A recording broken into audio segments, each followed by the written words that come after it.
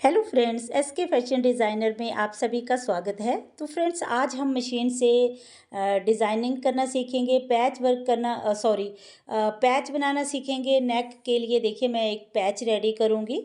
तो इसकी लंबाई और चौड़ाई आपको बता देती हूँ। 9.5 इंच चौड़ाई है और 14 इंच इसकी लंबाई मैंने रखी है।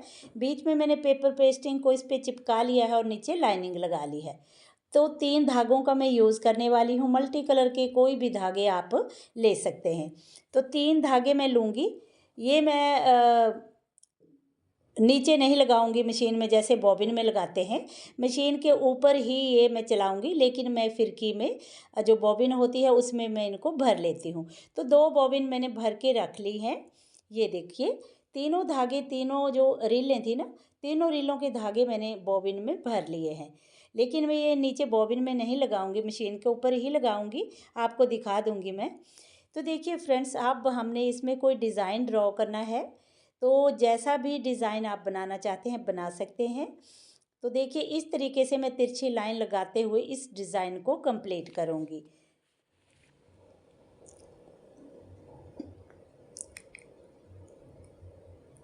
ये देखिए, तो जितनी इसकी स्केल की चौड़ाई है उसी हिसाब से मैं सारी लाइनें जो हैं ड्रॉ कर लूँगी। कोई हमें निशान लगाने की ज़रूरत नहीं पड़ेगी। इस तरह का स्केल का ही इस्तेमाल आप कर सकते हैं। इसमें आपको निशान लगाने की ज़रूरत नहीं पड़ेगी। अब दूसरी साइड से उठाते हुए इस साइड को भी तिरछी तिरछी लाइनें लगा लेंगे। एक साइड को मैंने तिरछी लाइनें लगा ली हैं। अब देखिए, इस तरीके से दूसरी साइड को भी लगा लेंगे और इस तरह से मैं सारा ये डिज़ाइन जो है ड्रॉ कर लूँगी। ये देखिए फ्रेंड्स, डिज़ाइन मैंने ड्रॉ कर लिया है। तो चलिए चलते हैं मशीन पे। अब देखिए, नीचे बॉबिन में मैंने सिंगल धागा भरा है। आप ये मत सोचना कि बॉबिन में मैं भरूँगी, लेकिन बॉबिन में सिंगल धागा ही भरूँगी। और जो मैंने अभी भरे थे ना, 2 बॉबिन भरी थी, इसको देखिए मैं ऊपर लगाऊंगी। स्पूल पिन जो होती है ना, यहाँ पे लगाऊंगी। ऊपर मैंने रील रख ली और नीचे ये देखिए, रील वैसे ही रख ली कि हमारी जो बॉबिन है उछले नहीं ऊपर को, इसलिए ऊपर से मैंने एक रील को रख लिया। अब देखिए, धागा जो है मशीन में डालते हुए सुई पे निकालेंगे। तो 3 धागे जो हैं, 3 या 4 धागे बहुत ही ईज़िली आपकी नीडल में चल जाएंगे। मैंने 18 नंबर की नीडल का यूज़ किया है। तो ट्रिपल धागा जो है बहुत ही ईज़िली मशीन पे चल जाता है और डिज़ाइनिंग भी हमारी उभरी उभरी सी आएगी। तो एक लाइन, एक बार सिलाई लगाने से ही हमारी लाइन जो है काफ़ी उभरी आएगी। डिज़ाइनिंग देखिए, आप बॉबिन में भर के, एंकर थ्रेड भर के भी डिज़ाइनिंग कर सकते हो। लेकिन ये जो तरीका है ये थोड़ा अलग है कि हमने ऊपर ही ट्रिपल धागा भर लिया है। आप देखिए, इसी तरह से सिलाइयाँ लगाते हुए ना पूरा डिज़ाइन हमने ये कंप्लीट करना है।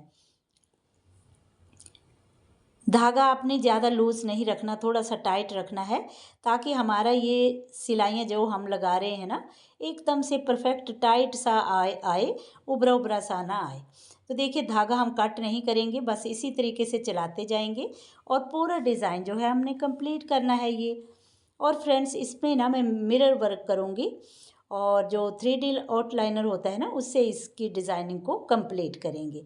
तो पहले इसको रेडी करके फिर आपको दिखाती हूँ पूरा। तो इस तरह से ना घर में भी आप पैच जो हैं, जैसे नेक पे डिज़ाइनिंग करने के लिए घर में बना सकते हैं। तो देखिए, अब मैं मिरर का यूज़ करूँगी और 3D आउटलाइनर का यूज़ करूँगी। तो ये प्लास्टिक वाले जो मिरर होते हैं ये मैं लूँगी। इनको ना आप ग्लू से भी चिपका सकते हैं, लेकिन ग्लू की भी ज़रूरत नहीं पड़ेगी। इसमें ग्लू ऑलरेडी लगी होती है। तो अगर आप चाहो तो ग्लू लगा सकते हैं। लेकिन मैं नहीं लगाऊंगी, क्योंकि मैं इसकी 3D आउटलाइनर से आउटलाइनिंग करूँगी ना। तो जब हम आउटलाइनिंग करेंगे तो ये वैसे ही चिपक जाएगा और बिल्कुल भी निकलेगा नहीं। फिर भी आपको लगता है कि आप ये कहीं निकल ना जाए तो आप ग्लू लगा सकते हैं, लेकिन मेरी मानिए, निकलेंगे नहीं। क्योंकि देखिए, बिल्कुल किनारे किनारे पे मिरर के ऊपर देखिए हमने ये इस तरीके से आउटलाइनिंग करनी है। ये देखो, ये जो 3D आउटलाइनर होता है ना, इसके साथ अगर आप आउटलाइनिंग करेंगे तो इसका लुक और भी ज़्यादा सुंदर आ जाता है। किसी भी कलर के साथ आप कर लीजिए, जो भी कलर आपको चाहिए। तो 3D आउटलाइनर लगाने के बाद इसको मैं पूरा कंप्लीट करने के बाद थोड़ा इसको धूप में रखूँगी सूखने के लिए। तो 1 या 2 घंटे आप धूप में रखिए इसको। तो देखिए अभी मैंने इसको धूप में रख लेती हूँ।